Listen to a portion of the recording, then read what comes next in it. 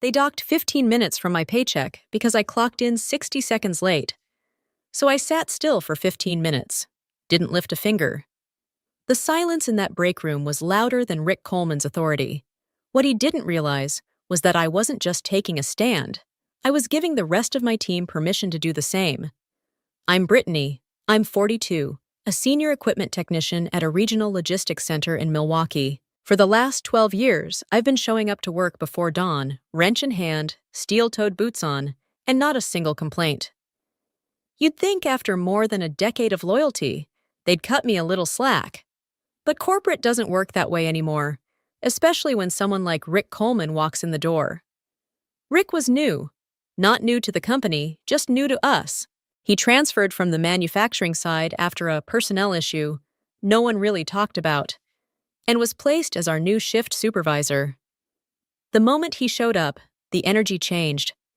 He was one of those middle managers who read one too many books about discipline and thought fear was the same as respect. Rick wasn't subtle about who rubbed him the wrong way. And unfortunately, I made his list early. Probably because I had the nerve to challenge a safety protocol he tried to enforce during our morning briefing. His response? He smiled, thanked me in front of everyone, and then gave me the cold shoulder for the rest of the week.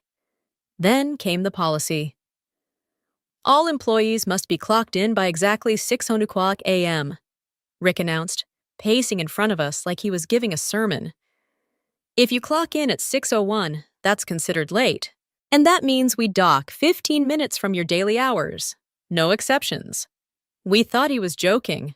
Nobody's that petty. Turns out, Rick was.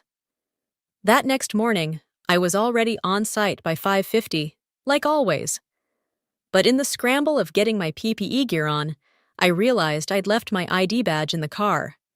So I jogged back through the parking lot, grabbed it, ran back in, and clocked in at 6:01. Rick was standing there like a warden watching a prison gate. 6:01, he said, not even looking up from his clipboard. That's 15 minutes docked. I blinked. You've got to be kidding. He didn't blink back. Rules are rules, Brittany. Something in me snapped, but it wasn't loud or angry. It was quiet, cold, calculated. Then I'll start working at 6:15, I said evenly. I walked straight to the break area, set my tools down, and sat. Rick followed me. You're on the clock. No, I said. You docked me. I don't work for free. The way he stared at me, you'd think I'd just insulted his mother, but I didn't flinch. I wasn't being insubordinate. I was following his rules to the letter. He had no idea the ripple that moment was about to cause. The room went still. You could hear the hum of the vending machine in the corner, the clink of someone nervously stirring their coffee. But no one said a word. Rick stood there like he was waiting for me to crack. I didn't. I just sat, hands folded, eyes level with his. He finally scoffed and stormed off. I stayed exactly where I was until 6:15. Then, like nothing had happened, I stood up, walked to my station, and started my shift. I didn't raise my voice. I didn't make a scene. I followed his rules. Exactly. But my silence echoed far louder than any protest. By lunchtime, word had traveled faster than any shipping route in that warehouse. People were whispering, glancing over at me, like I'd done something revolutionary. But all I had done was sit down, sit still, refuse to be used. And for the first time in a long time, I realized something terrifying. Most of us don't even realize we've been conditioned to accept unfairness until someone dares to stop playing along. That night after work, I sat in my car and cried. Not because I was afraid, but because I was exhausted. Physically, mentally, emotionally. 12 years of giving everything I had. Never being late, never saying no. Always picking up the slack when someone else called out. And all it took was 1 minute, 60 seconds, for my dignity to be up for grabs. It didn't matter that I'd been there longer than 3 supervisors combined. It didn't matter that I trained half the team. To Rick, I was just another number on a clipboard. Another name he could cross out to feel in control. The next morning, I arrived at the warehouse at 5:55 like always. I sat in my car and waited. One of the newer guys, Kevin, pulled into the spot next to me. He went 602. He looked over, confused. "You not going in?" he asked. I smiled faintly. "I'll start working at 6:15. I was late." He blinked. "You're serious?" "I don't work for free," I said softly. "Neither should you." Kevin paused. Then he put his keys back in the ignition and turned on the radio. He waited with me. And that was the beginning. Over the next few days, more and more people started doing the same thing. If someone was going to be docked 15 minutes, they gave the company exactly what it paid for, no more, no less. They didn't march. They didn't chant. They simply waited. We weren't lazy. We weren't defiant. We were precise, and it drove Rick insane. He started pacing the floor in the mornings, watching people sit in their cars, drumming his fingers against his clipboard like he was counting down bombs instead of payroll deductions. One morning, he cornered me near the maintenance lockers. "You think you're clever, Brittany?" he hissed. "You're poisoning the culture here." I looked him dead in the eye. "No, Rick. I'm reminding people they're human, not machines." For a second, something flickered behind his eyes. Maybe guilt, maybe panic, maybe both, but he said nothing more. What he didn't know was that he'd already lost control. The very rule he used to punish me had become the match that lit a silent rebellion. And the fire? It was only just beginning. It didn't take long before Rick realized something had shifted. The energy in the warehouse was different now. No more rushed footsteps at 5:59, no more panicked clock-ins or flustered apologies. Instead, the parking lot at 6:00 looked like a drive-in theater. Dozens of employees sitting quietly in their cars, sipping coffee, scrolling their phones, waiting for 6:15 to roll around. Too late for the docked 15 minutes. Just in time to legally begin work. It was surreal. Rick watched from the break room window every morning like a sentry on high alert, clipboard in hand. Jaw clenched so tight you could see the muscle twitch in his neck. His rule was being followed to the letter, and it was tearing his entire shift apart. Too ironic, too perfect, too deserved. But it wasn't just the morning shift that changed. By the end of the first week, even the guys on the second shift heard what was happening and began pushing back. If someone stayed late to cover for another crew, they made sure it was tracked and signed off. No more favors, no more unpaid overtime. People stopped jumping at every barked command. They didn't say no. They just moved slower, asked for everything in writing, asked if they'd be compensated for this or that or the other. It was like watching a sleeping giant wake up. And Rick? He spiraled. He started calling emergency meetings. He raised his voice more often, sent out long, overcomplicated emails stuffed with legal buzzwords and corporate policies, trying to regain a grip that was already slipping from his hands. One morning, he went off during a stand-up huddle.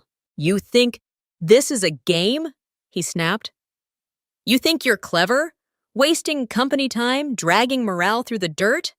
This isn't how a team functions." Nobody said a word. I could feel my chest tightening, not out of fear, but from the deep, slow-burning anger that comes from watching a man bully an entire room and pretend it's leadership.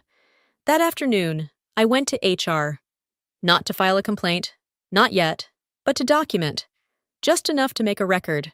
The woman behind the desk gave me a careful look, like she already knew my name. That should have been comforting. Instead, it made my stomach twist. I walked back to the floor and tried to focus on my work. But as I tightened bolts and ran diagnostics on one of the hydraulic lifts, I couldn't shake the feeling. This wasn't over. Not even close. That evening, Kevin followed me out to the lot. "Hey, Britt," he said quietly. "He's been watching you like a hawk." I gave a dry laugh. "Let him. I'm not breaking any rules." "No, but you broke his illusion of control," he replied. "That's worse to him." And maybe Kevin was right.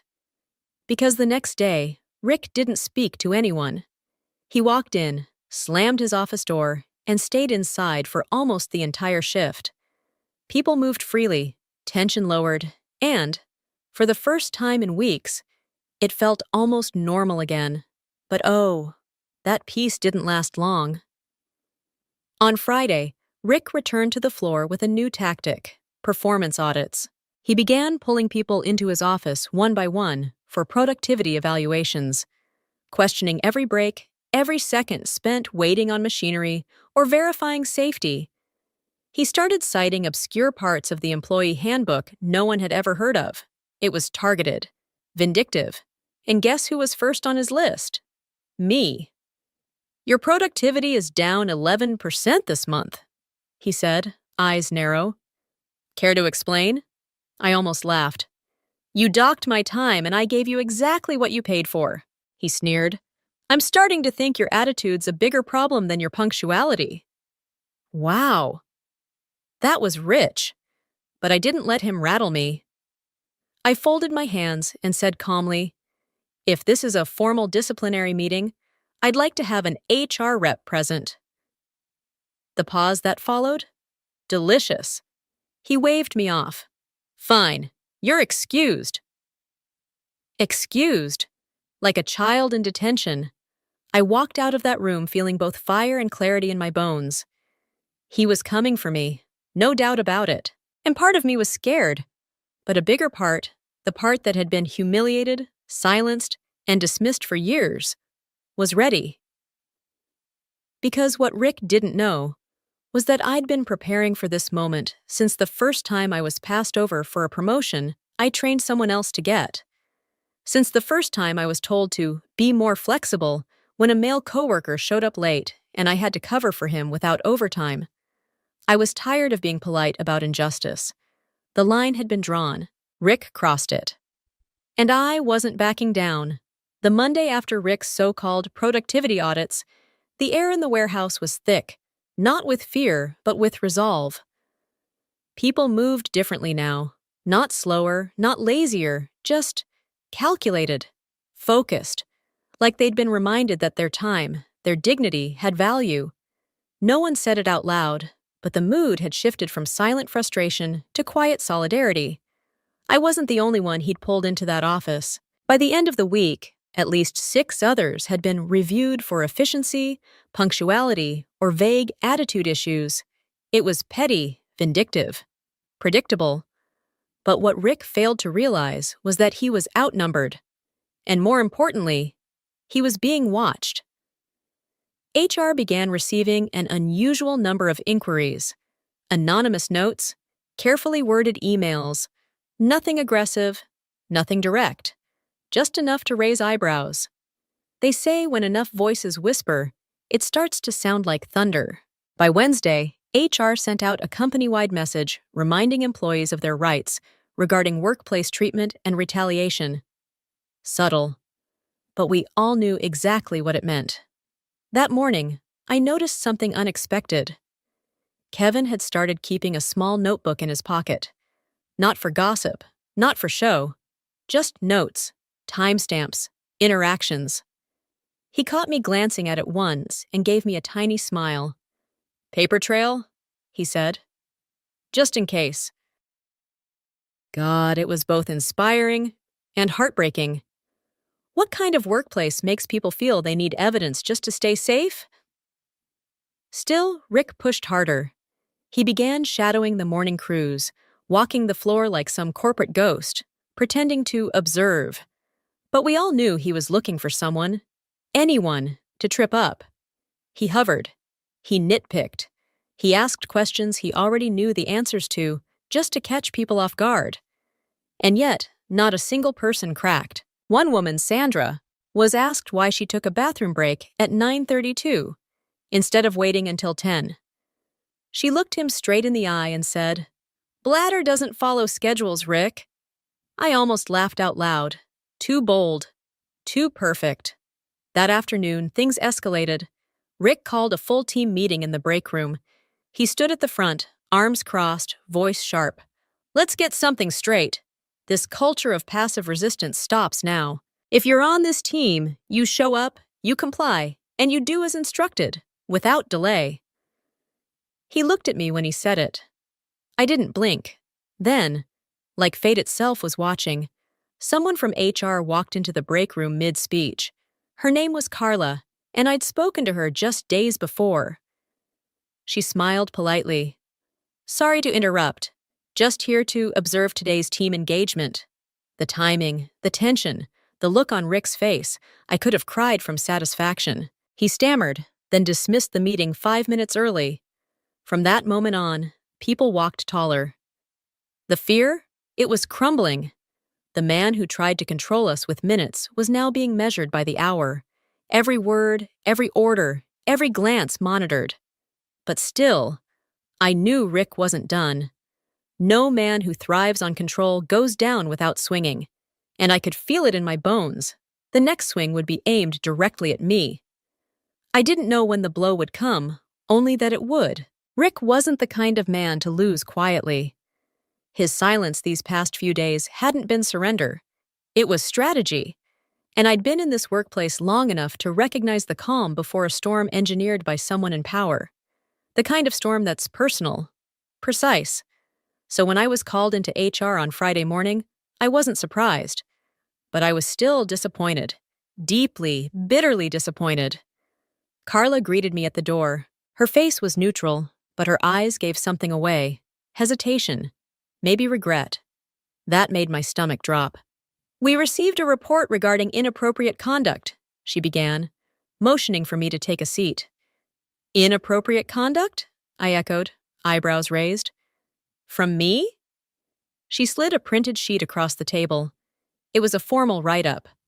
According to Rick Coleman, I had been disruptive to workflow, disrespectful in communication, and a cause of diminished morale across the team.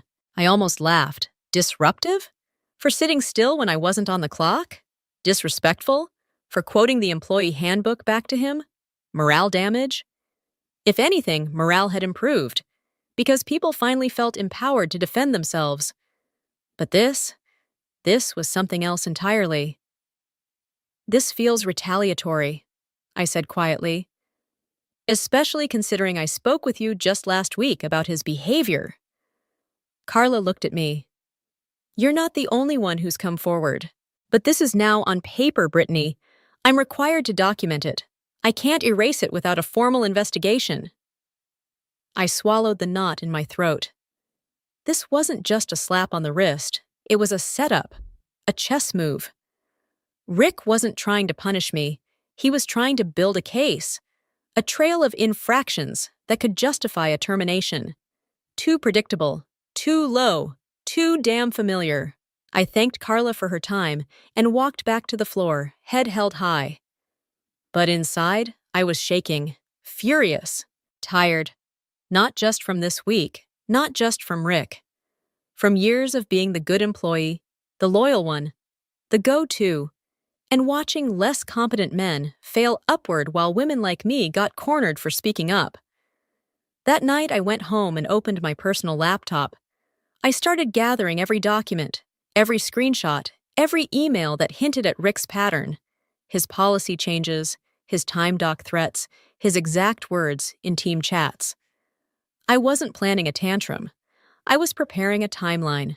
By Sunday, I had 10 pages of evidence and a list of witnesses who had either been audited, written up, or intimidated in the last 3 weeks. Some had even agreed to write statements. Others offered to speak with HR directly. A few were scared, but supportive. Monday morning, I dropped the envelope on Carla's desk. No drama, just truth. "I believe this qualifies as a formal complaint," I said.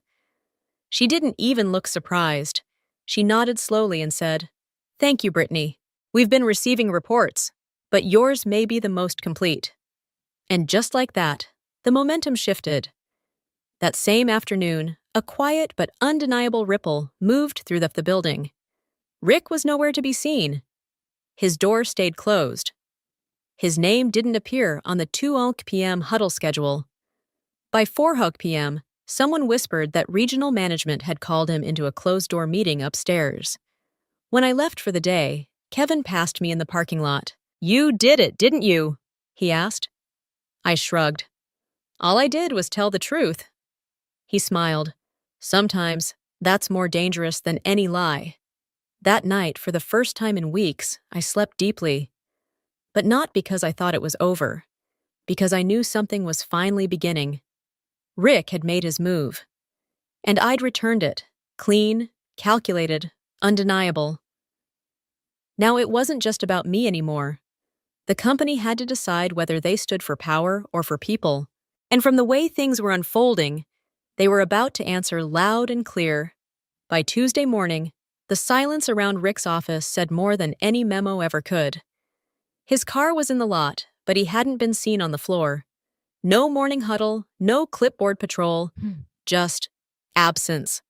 And not the kind that felt like a break, but the kind that felt like the air was shifting before a storm fully rolled in. Rumors started circulating fast. Some said he was suspended pending investigation. Others heard whispers about HR bringing in compliance officers from the regional office. One thing was clear, the company was no longer brushing this under the rug. I wasn't celebrating, not yet. I'd seen too many moments like this where companies swept things under vague restructuring labels and let bad actors walk away with clean records and padded severance packages. Still, I could feel it. Something was different this time. And then, the interviews began. HR scheduled private meetings with employees across shifts, individually, discreetly. Kevin went in first, then Sandra, then Mark from inventory. One by one, people who'd been quietly collecting their own paper trails began stepping forward. No protests, no picket signs. Just the power of truth laid bare in cold, clear documentation. When it was my turn, I was ready. Carla met me with a warm nod, but she was accompanied this time by someone I hadn't met before. A woman in a navy pantsuit with a notepad that never left her hand. "Brittany, thank you for coming," Carla said. "This is Dana Kim from Regional Compliance." Dana didn't waste time. She asked precise questions. Measured but firm. "Did you ever feel you were targeted for retaliation after raising concerns about company policy?" "Yes." "That? Were you ever reprimanded without proper due process?" I handed over the write-up Rick issued. This was never investigated. It was issued the day after I sat out the 15-minute docked time. Dana studied it carefully, then made a note. The tone of the meeting wasn't accusatory, it was forensic. Like they already knew the answer and were just collecting the final puzzle pieces. By the time I walked out, I didn't feel triumphant. I felt vindicated, but also deeply tired. Too many women I knew had gone through battles like this. Quiet wars fought behind glass doors and email threads, where the cost of speaking up was career stagnation, blacklisting, or worse. I'd prepared myself for that too. But now, for the first time in a long while, it felt like maybe the outcome would be different. 2 days passed. Then, Friday morning, a company-wide email arrived. Effective immediately, Rick Coleman is no longer employed at company name. Leadership is reviewing all shift management policies and encourages anyone with concerns to speak directly with Human Resources or Regional Compliance. We thank you for your continued commitment to a safe and respectful workplace. I stared at the screen for a long time. Not because I was shocked, but because I finally exhaled. It was over. No public drama, no drawn-out courtroom, just quiet accountability. Kevin walked by my workstation later that morning and gave me a look. "You okay?" he asked. I nodded. "Yeah, just processing." He smiled. "We got him." But I shook my head gently. "No, we stood up for ourselves. That's the win." Still, part of me knew Rick was just one chapter. There was still work to do, still systems to challenge. But for now, at least, we had a victory. And I was finally ready to tell the whole story. Rick's departure didn't come with confetti. No victory parade. No cathartic confrontation.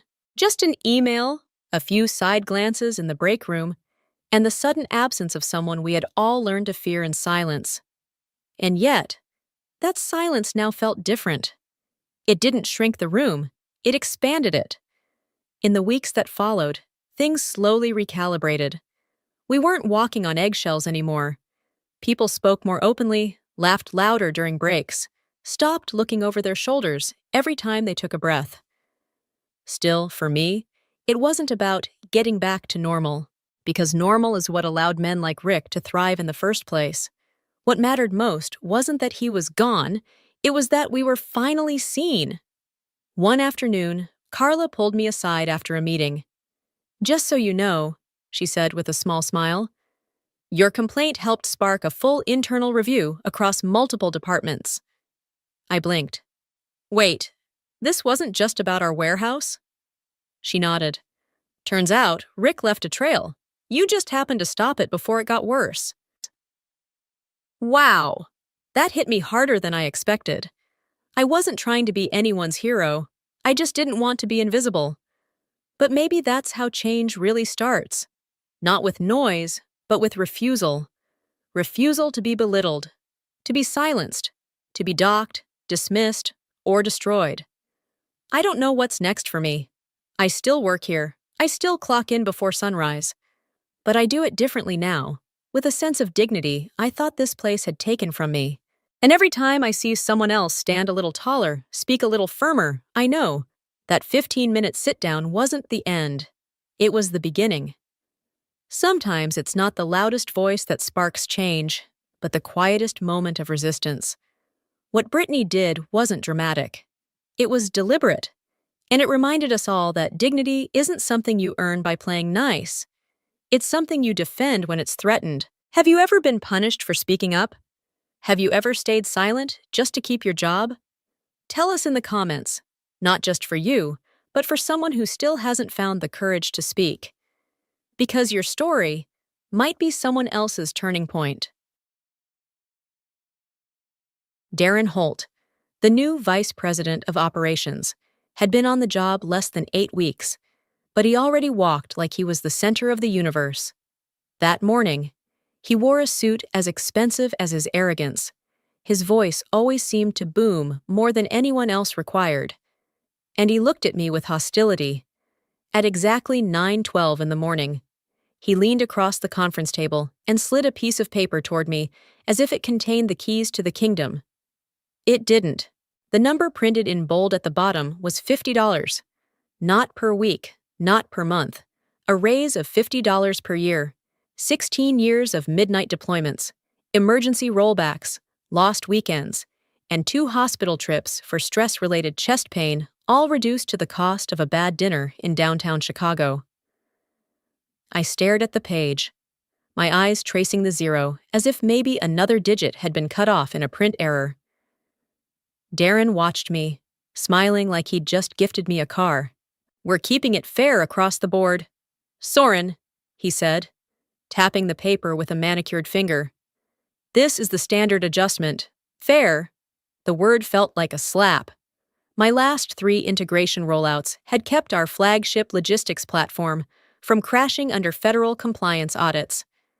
I had held the system together with code, caffeine, and sheer will while executives like Darren cashed their bonuses. And now, I was supposed to nod gratefully at $50. I raised an eyebrow instead. "Is this final?" He leaned back, folding his arms across his broad chest like he'd been waiting for that line. "Okay, if you're not happy, the door is over there." The room went silent, except for the faint hum of the ventilation system. My pulse should have spiked, but it didn't. It steadied. The air sharpened, each detail locking into focus the gleam of the brushed metal light fixture above us, the faint scuff on the glass wall where a chair had bumped last week. Darren's reflection smirking back at me. I didn't argue. I didn't beg. I didn't throw the contract in his face, though the temptation burned hot in my hands. Instead, I slid the paper back across the table, stood, and adjusted my blazer. Understood. Let me ask you something. Have you ever felt invisible after years of giving everything, if you have? I want to hear it. By the way, where are you watching? Like and subscribe for more interesting things. For the briefest second, I saw confusion flash across his face, quickly replaced with that smug tilt of the lips. He thought he'd won. He thought this was the climax. But Darren Holt had just made the most expensive mistake of his career, and he didn't even know it yet. I walked out of that office without looking back. My heels struck the polished floor in quick, deliberate beats, a sound that echoed like the tick of a countdown clock. Rage wasn't what moved me forward, it was calculation. Darren believed he'd dismissed dead weight. What he'd really done was cut the final thread, holding his shiny empire together. And I was done holding it. The door closed behind me with a soft click, and the weight of 16 years shrank into that sound. I didn't look back. Looking back was for people who needed permission to leave. My steps carried me through the glass corridor, like a soldier walking off a battlefield. Head high, pulse steady, jaw locked. At my desk, I began the ritual. Not tears, not panic, just motions. Clearing the personal from the professional. The framed photo of my niece's graduation. The travel mug from an industry conference where I'd once been asked to present on scalable integration. A stack of sticky notes with code fragments scribbled at 2 a.m. Piece by piece. The artifacts of a life inside these walls slipped into a cardboard box that HR would later pretend was dignity. People watched. Of course. They always do. Some with curiosity, others with quiet sympathy, and still others with relief it wasn't their turn. Eyes darted away when I met them, the same way drivers pretend not to notice a car stranded on the side of the highway. One junior engineer whispered to another, and I caught a phrase that tasted like rust in the air. She couldn't adapt. I kept my expression smooth, but every syllable landed like a hammer. They didn't see that the only reason they still had jobs was because I had adapted. Over and over again, building bridges between systems that would have collapsed years ago. HR arrived 20 minutes later with a packet in hand, eager to walk me through their tired choreography. "We'll need your badge, your laptop, your keys." The voice belonged to a woman I'd seen 100 times but never spoken to outside compliance meetings. She recited the checklist like it was a nursery rhyme, detached and almost bored. I handed her each item without resistance. The laptop was still logged in, the Slack window still open, the architecture diagrams sitting unsaved in a shared folder. Nobody asked questions. Nobody checked twice. As the HR rep escorted me to the exit, Darren strutted through the bullpen like a man who'd slain a dragon. He made a point of speaking loudly to a cluster of developers. Dead weight gone. Time to run leaner, faster, more agile. They nodded. Some out of fear. Others because agreeing was easier than thinking. I reached the lobby, paused long enough to take one last look at the massive server display mounted on the wall. Green lights blinked in neat rows. Steady and loyal. I had built that display.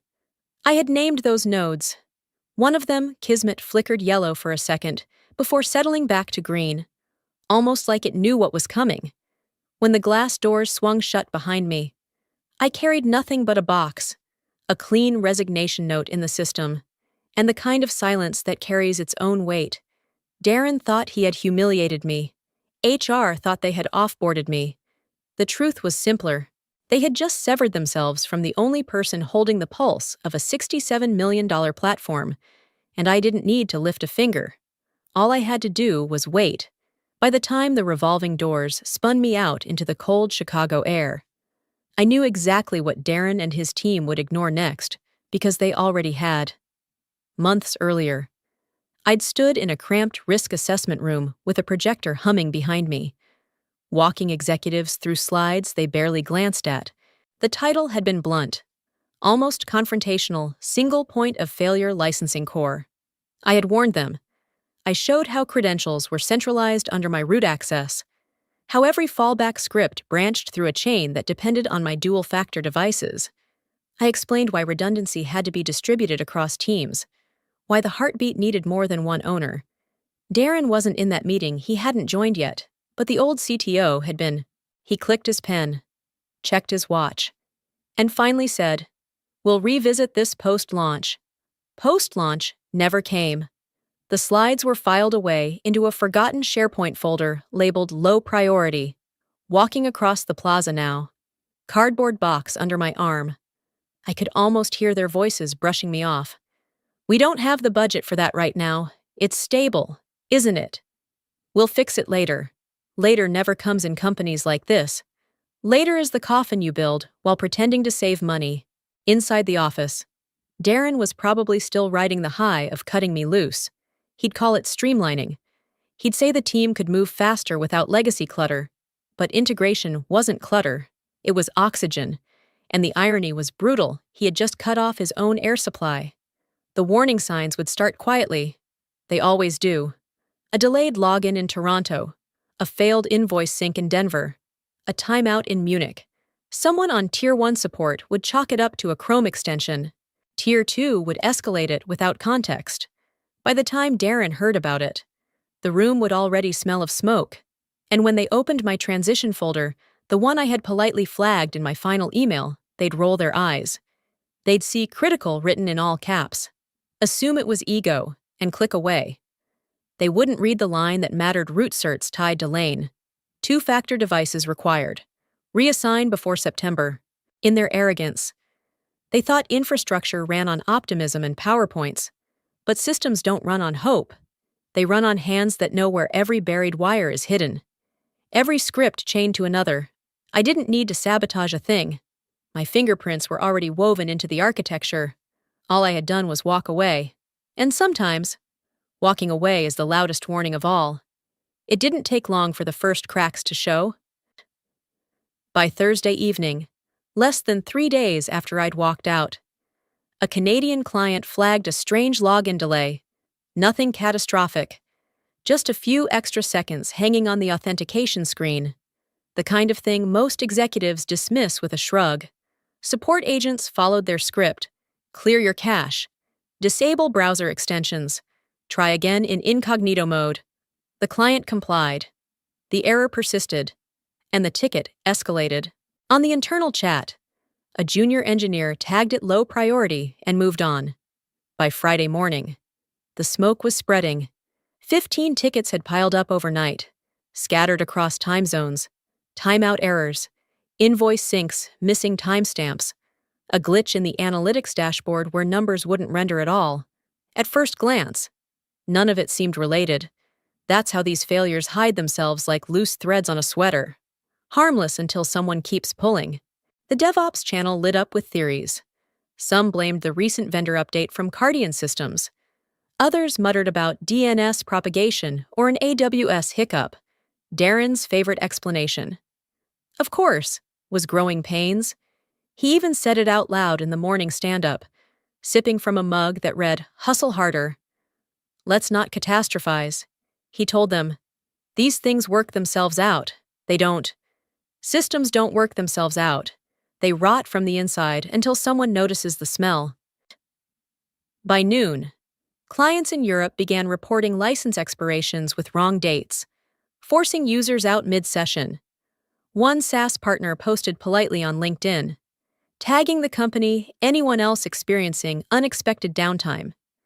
That post was like the first flare shot into the night sky, subtle, but impossible to ignore. Meanwhile, a new intern stumbled onto something in the archives, a directory labeled Jiao Inf. Old. Inside was a script marked L-Control-Sys. Last modified by me months ago. He dropped a message in the support thread. Does anyone know what this is?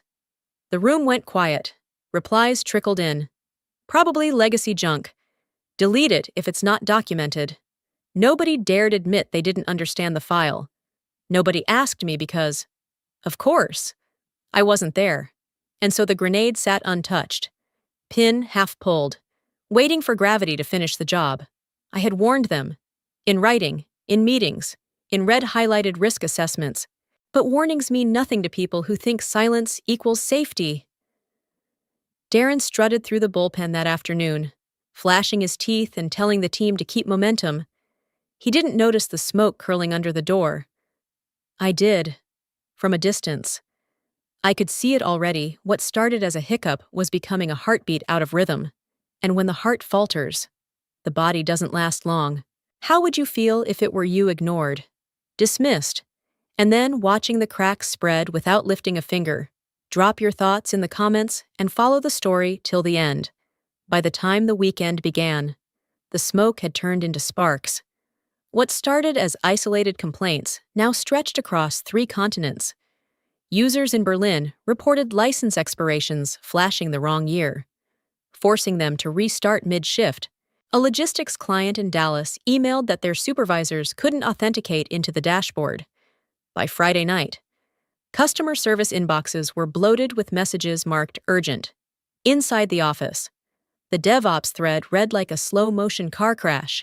Check webhook dependencies, patch Rudy's hotfix, maybe DNS again.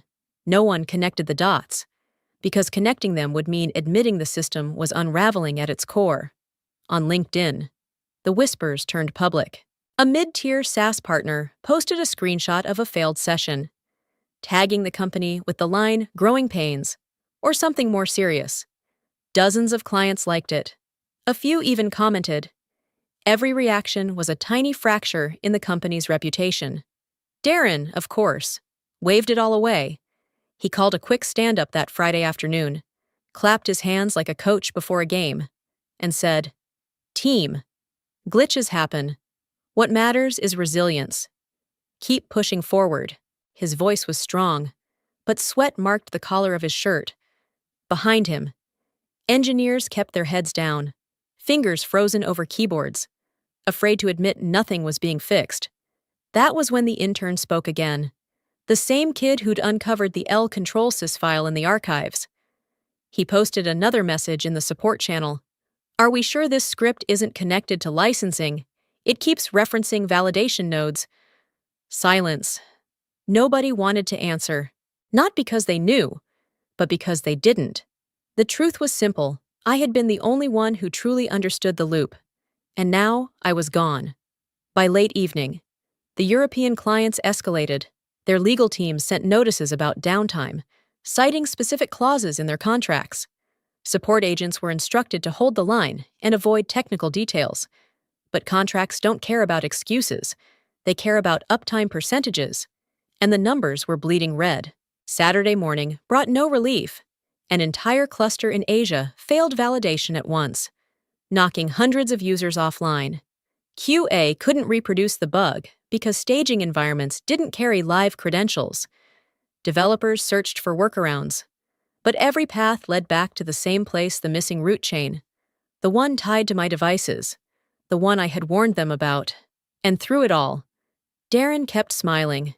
He sent out an internal memo calling the situation temporary turbulence and reminding the staff to trust the process. But processes don't save broken systems. People do. And the person they needed was already gone. From the outside, it looked like a company weathering a few bumps. Inside, it was a forest catching fire, one dry branch at a time. The blaze hadn't reached the skyline yet, but the embers were glowing, and the wind was picking up. And everyone knows what happens when sparks finally find oxygen. Monday dawned like a storm front no one wanted to see coming. At 8:06 a.m., the first alarms screamed through the support channels. A healthcare client in Massachusetts reported that their analytics dashboard refused to load. 10 minutes later, 5 more reports landed from across the East Coast: users locked out, subscriptions failing to validate, dashboards stuck in endless loading loops. By 8:23 a.m., the panic spread west. A logistics firm in Illinois logged a critical failure none of their regional supervisors could authenticate. Operations halted. Trucks idled. By 8:40 a.m., the entire West Coast was joining the chorus. The system wasn't lagging anymore, it was dead. Phones lit up like a Christmas tree wired to dynamite. Call centers flooded with furious customers. Tier 1 support drowning in complaints. Every script they tried: cache clears, password resets, reboots came back empty. Tier 2 agents couldn't access logs because the licensing service itself was offline. Even the emergency override shell, the company's so-called failsafe, spat out errors. Access denied. In the war room, Darren Holt stood at the front like a man trying to conduct an orchestra with no instruments. "Let's all just take a breath," he told the engineers, sweat shining under the fluorescent lights. "This is clearly a back-end hiccup. Dev just needs to isolate the failure point. These things happen. But these things didn't just happen. Not at this scale. Someone finally asked the question no one wanted to hear. Where's Rebecca? The CTO. The answer came with a grimace. She was off at a wellness retreat in Sedona. Phone free until Wednesday. No backup delegate. No chain of command. Just silence. By 9 o'clock. The war room was packed wall to wall. Monitors displayed error screens like tombstones. Engineers hammered keyboards. Their code rejected at every turn. Tokens expired. Fallback nodes refused to boot. Even the internal alert system, meant to ping teams in emergencies, had failed because it was chained to the same infrastructure module I had built 5 years earlier. On the client side, the anger turned public. Screenshots of blank dashboards appeared on Twitter, LinkedIn, even Reddit. One enterprise partner posted catastrophic vendor failure. Clients beware. The words burned hotter than any error message. Meanwhile, Darren kept repeating his mantra, let's not catastrophize. His voice cracked each time, but he clung to the phrase like a flotation device in open water. The engineers weren't fooled. They had stopped looking at him hours ago, by noon. The flagship platform, a system valued at $67 million, was officially non-operational. Entire teams at client companies couldn't access projects, billing cycles, or compliance reports. Contracts guaranteed 99.9% uptime. That morning, the number wasn't even 20%. The forest fire had finally breached the skyline. What began as whispers and support tickets was now a public inferno. And Darren, he stood in the middle of it all, still insisting it was just a glitch. While the building burned down around him, by 7:15 a.m. Central Time, the crisis had reached the executive floor. The war room doors swung open, and CFO Margaret Delaney entered like a judge called to preside over an execution. She wasn't tall, but the weight of her presence made the engineers sit straighter. Reading glasses perched on her nose, tablet tucked under one arm. She didn't waste a second on greetings. "Talk!" she snapped, dropping the tablet onto the table with a thud that silenced the room. Darren cleared his throat, trying to summon his boardroom confidence. "We're experiencing unexpected downtime," he began, his voice wobbling. "License validation issues, but our dev team is in English." Margaret cut him off. Her tone was razor sharp. "Are clients locked out or not, Marcus?"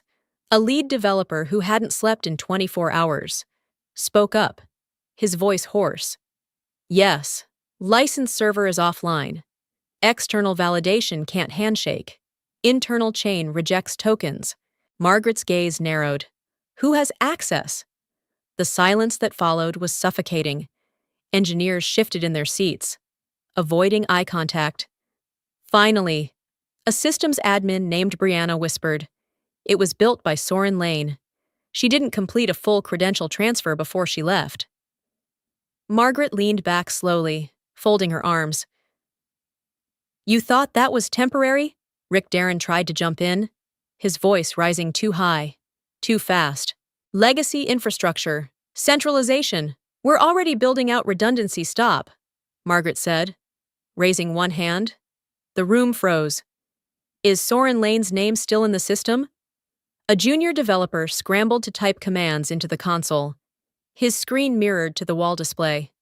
The green text scrolled, then froze on one line, locked.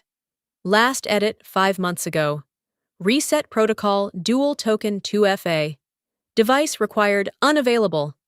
The words hung in the air like a verdict. Someone exhaled so hard it sounded like a tire deflating. Margaret's voice dropped. Quieter but lethal.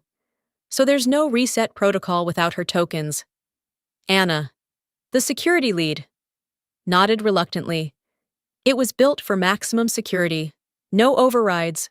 Dual auth required physical presence." Darren let out a nervous laugh that cracked halfway through. She wouldn't look like someone who could do this. Margaret turned her head so sharply, her earrings clinked. Do what? Darren build a system that works, or refuse to be treated like she didn't matter. Her glare burned through him, until he shrank into his chair. The room fell silent, except for the useless hum of dead machines.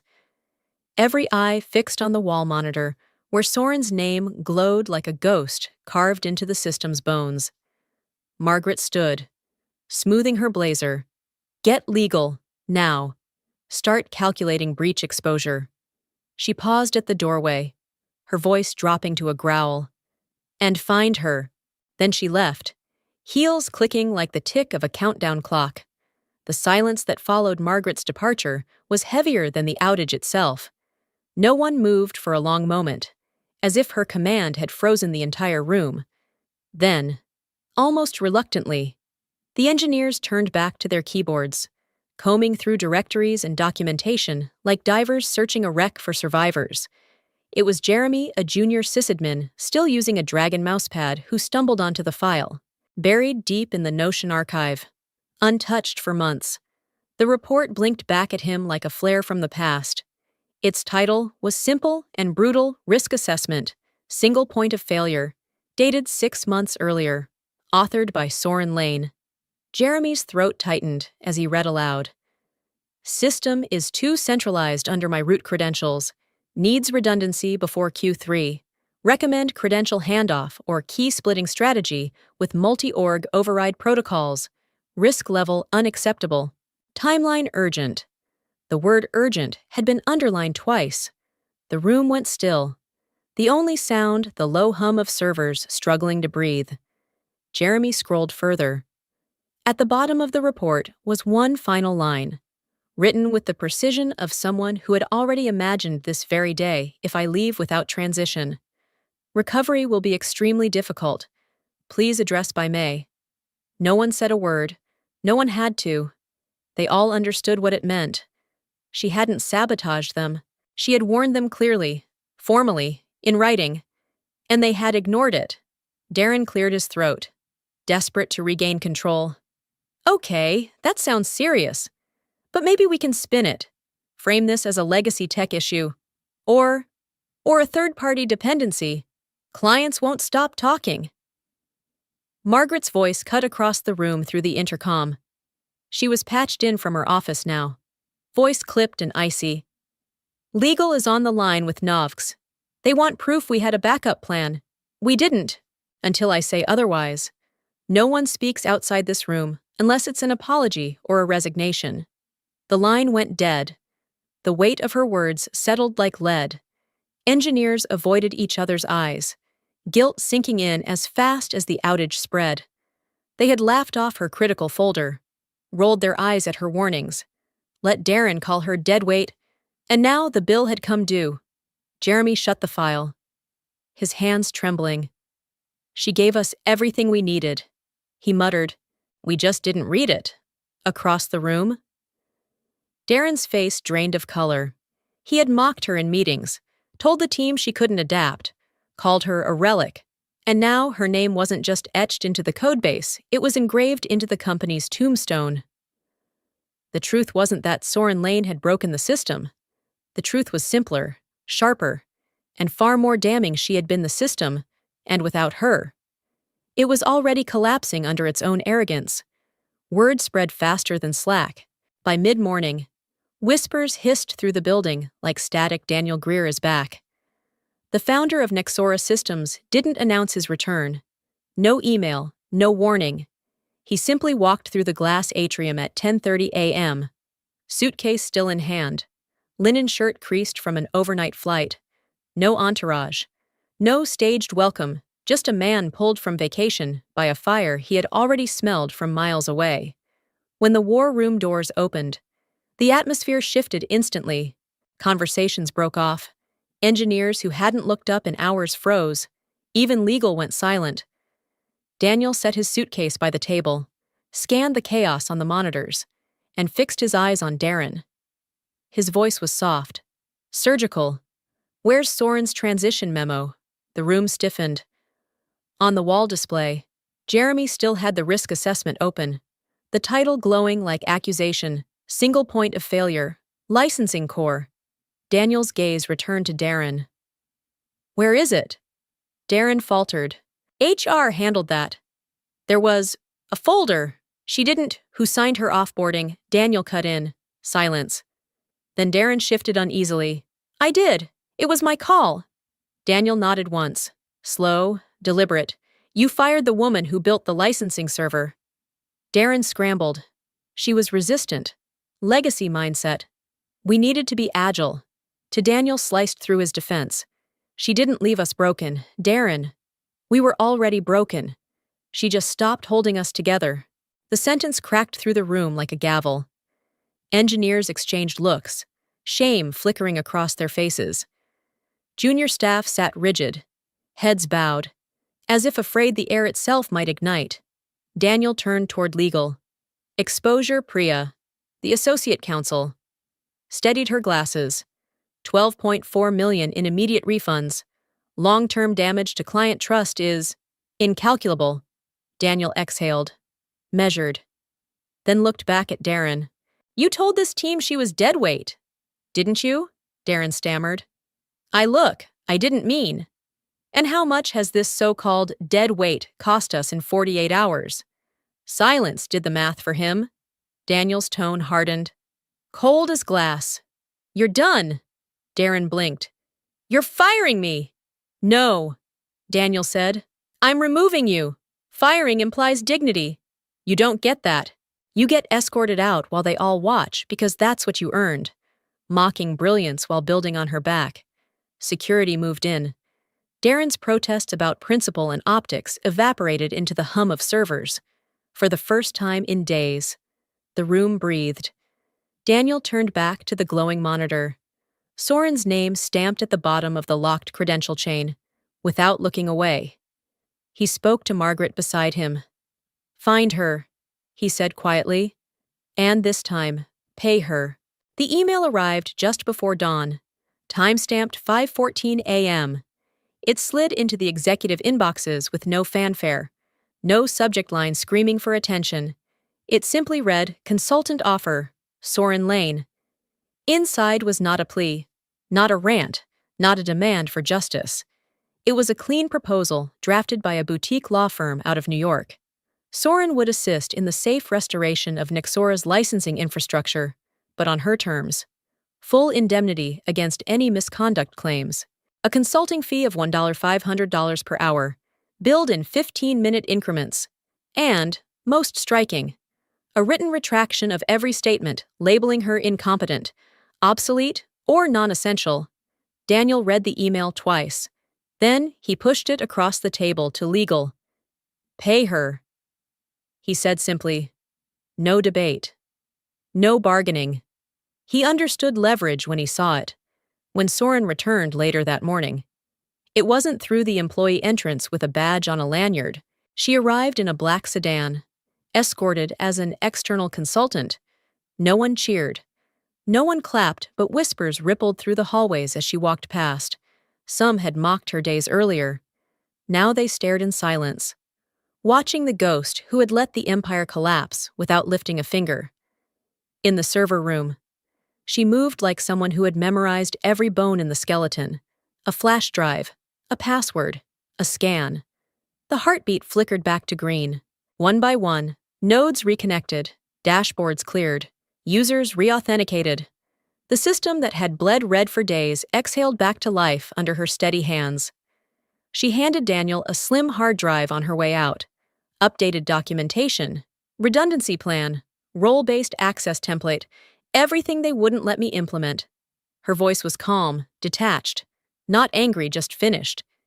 Then she added, almost as an afterthought, next time. Promote from within. The elevator doors closed behind her, and Daniel stood in the corridor, staring at the drive. The words that escaped his lips would echo through Nexora's halls for months. God help us. Who did we just fire? Sometimes, strength isn't about shouting the loudest. It's about knowing when to walk away and proving that silence can be the sharpest weapon of all. Have you ever been underestimated at work? Drop your story in the comments. Hit like if this resonated with you, and share this video so others know they're not alone. Don't forget to subscribe. Your support keeps these stories alive.